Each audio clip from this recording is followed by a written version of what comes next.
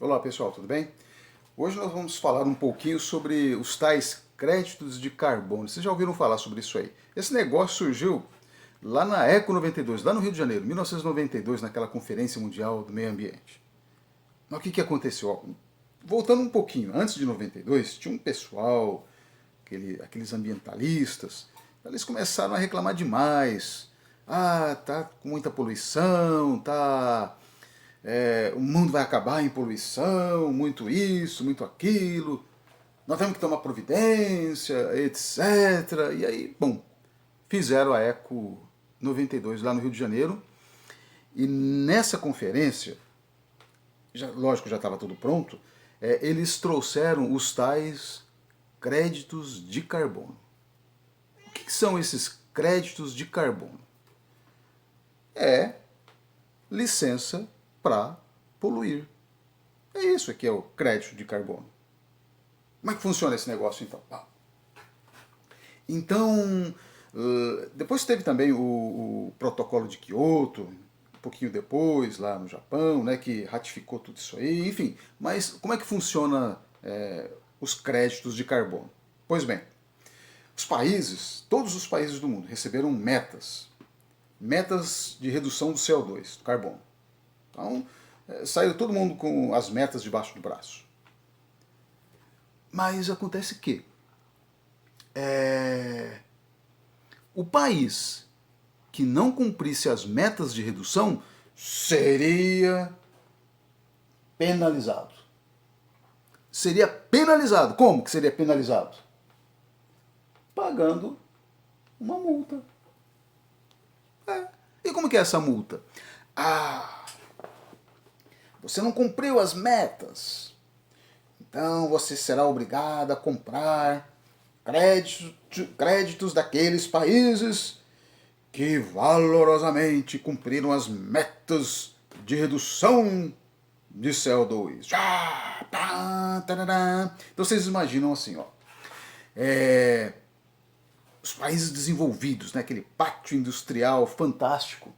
Imagina, lá no começo do século XX, só para vocês terem uma ideia, tinha aquelas máquinas, né, do começo do século XX, movimentando fumaça, e os caras produzindo igual hoje, produzindo, e aí tinham aquelas metas de redução.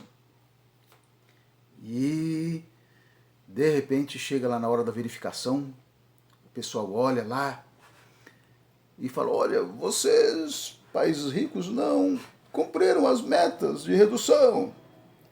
Vocês serão penalizados por isso. Nós não cumprimos as metas de redução de CO2. Aumenta a produção aí. Está bem, está bem. Nós então vamos ser penalizados.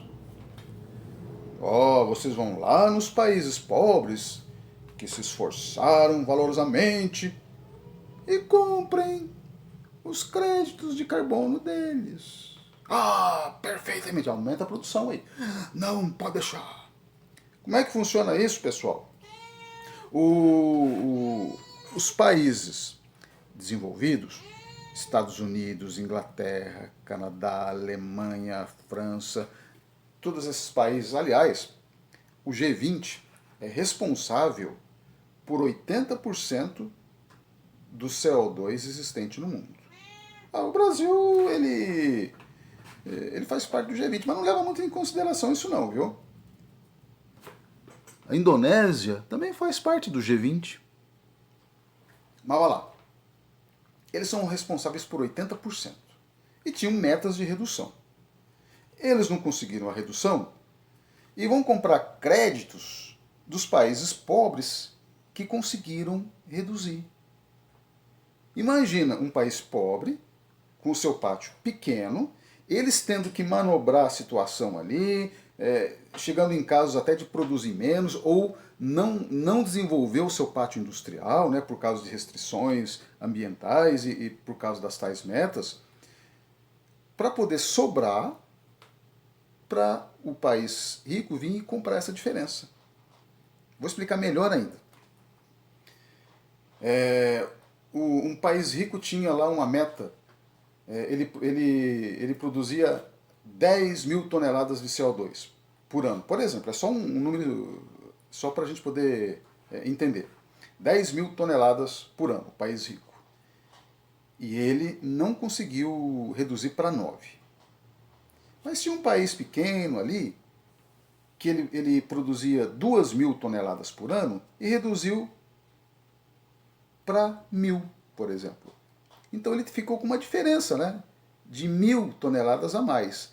Então aquele país rico lá, que não conseguiu reduzir, que produzia 10 mil, era para reduzir para 9 e não conseguiu reduzir, ele vai lá no país pobre, compra aquela diferença que o país pobre conseguiu reduzir de CO2 e fica tudo como está, todo mundo contente. Todo mundo contente. E qual é o grande problema disso? Vocês acham que os países ricos vão se preocupar em reduzir a emissão de CO2, sendo que eles podem ir lá nos países pobres e comprar a diferença? Para que reduzir? É uma licença, como eu falei no começo, licença para poluir. Quer um outro exemplo? Tem lá 2 alunos na escola. Eles têm que tirar 5. Um aluno lá fica lá estudando o dia inteiro, não sai, não trabalha, não produz nada, só se dedicando no estudo para tirar 5. E tem outro aluno ali que ele saiu para trabalhar, porque ele precisa trabalhar, corre para cá, corre para lá, produz. E no dia da prova, aquele aluno que ficou em casa estudando tirou 8. E aquele aluno que saiu para produzir tirou 2. E a meta é 5. Então aquele rapaz que saiu para produzir, chega no outro rapaz que ficou em casa só estudando, que tirou 8, falou para ele, olha, eu te compro 3, que é o seu excesso, você conseguiu. E eu coloco nos meus 5, nos meus 2 que eu tinha para ficar 5. É isso que acontece. Os países ricos, lembra do aquelas máquinas lá, não estão nem aí. É para pagar? Quanto que é? Pagamos. E produz um monte de coisa. E o mais grave, aquele país em desenvolvimento, o país pobre, ele não desenvolveu o pátio industrial dele. E hoje, o que mais tem é mercado. O mercado é pungente, está crescendo. O país pobre não desenvolveu o mercado dele, não conseguiu produzir. O país rico produziu e vai vender a produção para esse novo mercado que está surgindo. E o país pobre não vai vender, porque ele vai estar preocupado com as metas de redução.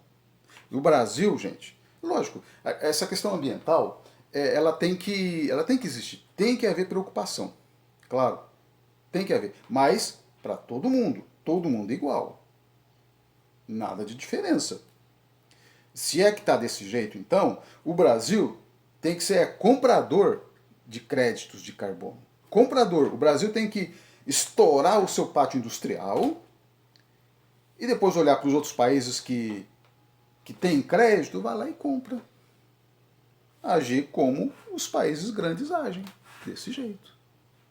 Só assim o Brasil vai poder conseguir competir com esses países grandes e abocanhar o mercado que todos os dias surgem. O mercado novo, todo dia surge um mercado novo.